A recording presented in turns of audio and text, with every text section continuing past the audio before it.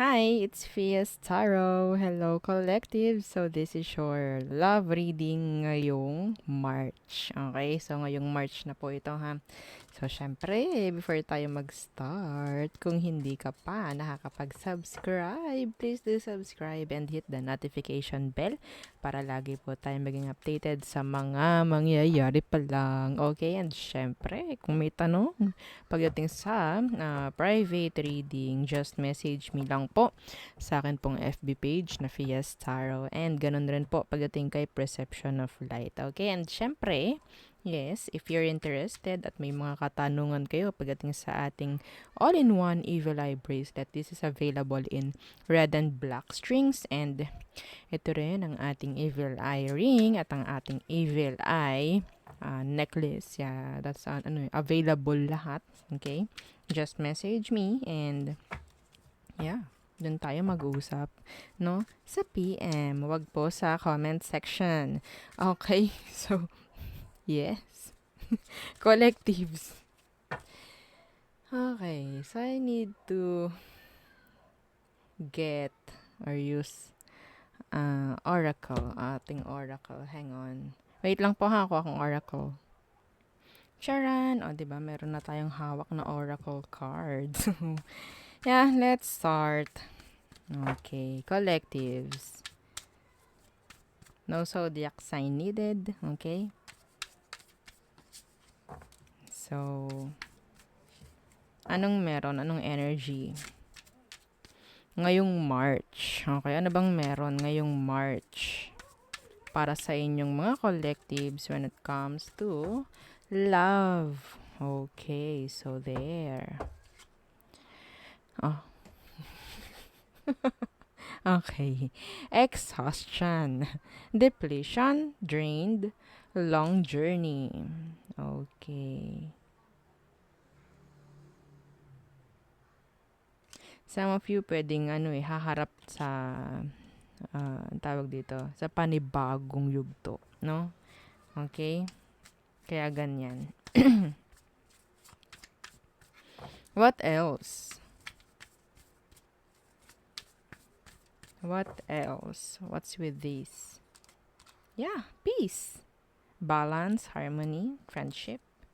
See? Bagong yugto, I think. Kaya ganito may struggle. Okay, some of you, this is an energy of healing. Healing pagdating ng March. Okay? Kahit mahirap, gagawin. At kailangan gawin talaga. Okay. So, ano bang meron talaga? Anong situation ng mga collectives ngayong March? Okay, ngayong March, anong meron? The Four of Pentacles. Ito yung parang energy na hindi mo hinahayaan yung sarili mong lumabas sa comfort zone or holding back. Like, mga ganyan eh. No? Four of Pentacles, like, closed off. Parang ganyan. Yeah, the High Priestess. So, andito yung parang may sabihin natin may energy ng takot dito pagdating sa sitwasyon. Like, nakakatakot, what if bumitaw ako? Like that. What if kung hindi naman ako bumitaw? So, ang daming katanungan. So, nandyan yung struggles. Nandyan yung, madedrain ka kapag ganito yung energy mo. Okay? Yung hindi mo hahayaan yung sarili mong bumitaw sa isang sitwasyong nakaka-drain. No? Oo, madedrain ka talaga. See? The Page of Pentacles Universe and the Three of Swords energy ng Okay, energy po ito ng delay. Okay? Delay because of this. So, kung nasa ganito kayong energy, kailangan nyo pong i-release yung sarili nyo. Magkaroon ng peace. So, yun nga, start healing. Iba sa inyo. Pwedeng sa March, mag-start kayo mag-heal. Okay? So, some of you, ang dami nyo pa rin katanungan talaga. Kaya hindi nyo magawang bitawan yung isang sitwasyon. So maybe some of you needs clarity, maybe closure for some of you. Ano bang meron? Kung sino man yung kakonect nyo, bakit siya ganyan? Some of you pwedeng napaka-immature ng taong yan, no? Tingnan natin. Okay. Yeah, the King of Cups Universe, immature pagdating sa emosyon. Okay, some of them, they're not available pagdating sa'yo emotionally. And yeah, and the Emperor Universe. Yeah, big energy na kaimaturan. No? So, they're not available. Some of them, they're like always playing. Oo. Playing in general. O, diba? Lahat na lang. Parang nilaro ng taong ito. So, nilaro ka niya. Nandyan yung minanipulate ka. Ganyan. Okay? Kinontrol ka. Kaya parang hindi ka makaalis rin eh. So, pwedeng hindi nga talaga nito ibinibigay yung mga kasagutan na gusto mong marinig. Kaya ganyan. Kaya nasa ganito kang sitwasyon. Okay? Four of Pentacles and exhaustions. So, hindi mo kailangan yung ganyan. No? Some of you, you need to follow your intuition para ibigay sa sarili. Yeah, every time naman na tatanungin natin yung sarili natin ang dapat gawin. Alam nyo naman sa totoo lang. Nilalabanan nyo lang.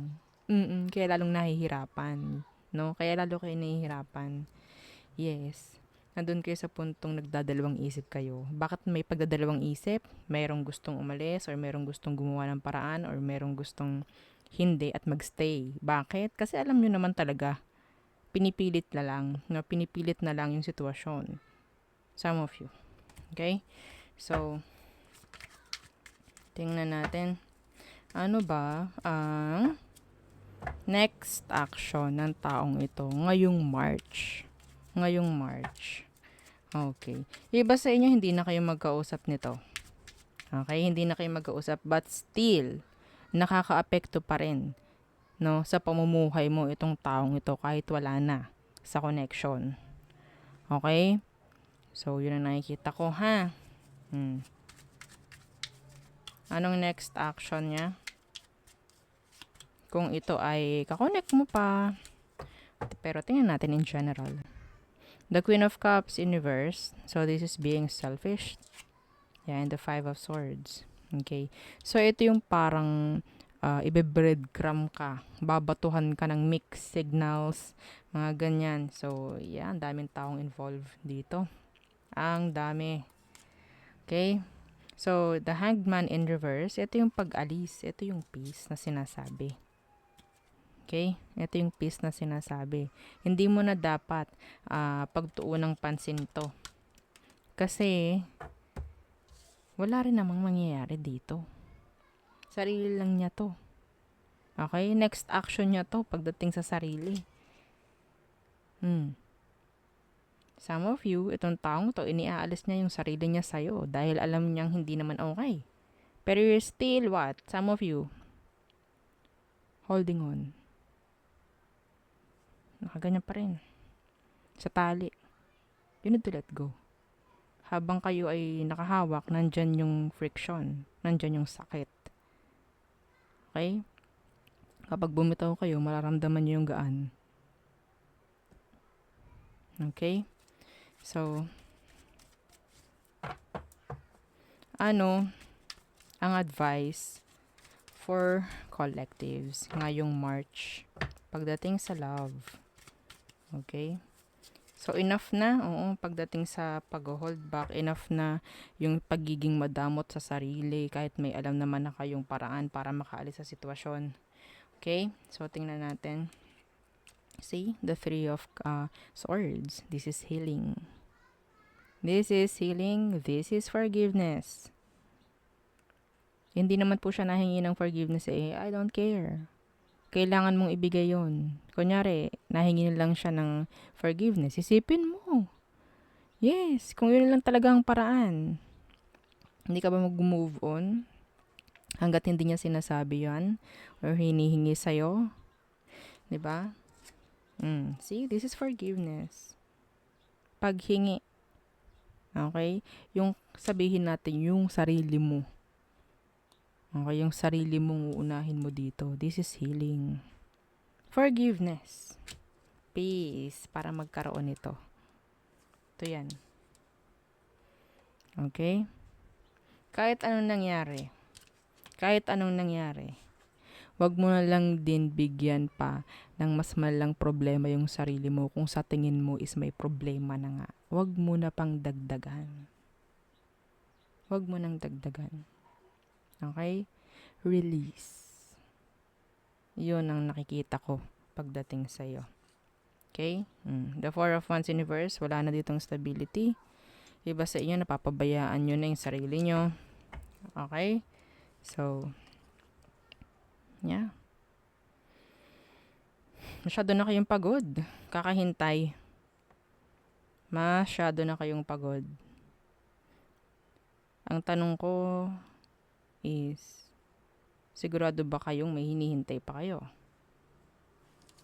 Ha? Doon tayo sa sigurado. Okay? Anong sigurado? Kung anong meron sa inyo. Kung anong meron sa'yo. Yun ang sigurado. Okay? Ano bang pwede mong gawin? Yun ang sigurado. Yes. So, wag mo nang bigyan pa ng mas maraming isipin yung sarili mo. Or bigyan pa ng burden, suffering, yung sarili mo from this kind of situation. Okay? Exhaustion. Depletion, drained, long journey. Masyado na tong mahaba, masyado na tong matagal. Kinakawawa mo na ang sarili mo kapag ganito. Kahit na sabihin natin may alam ka namang pwedeng paraan para makalis dito, but still, umaasa ka eh. Wala ka nang aasahan. Okay? Sasabihin ko sa'yo, wala ka nang inaasahan, so kailangan mo nang kumilos ng iyo. Okay? So, yan. Yan ang ating nakikita for you, collectives. Okay? Kailangan maging strong, syempre. Hindi pwedeng weak. Isip na tayo, isip. Kung makikita mo, laki ng ulo nito. Now, this is intuition. Okay? So, masyado lang tayong nalulubog sa kumunoy eh. No? Kakaisip dito sa sitwasyon na to na wala namang patutunguhan or parang walang kasiguraduhan. Okay? So, yun. Ang aking reading for you, collectives, ngayong March. Okay? So, syempre, don't forget to like, share, and subscribe, and follow our FB page. Thank you. Bye-bye.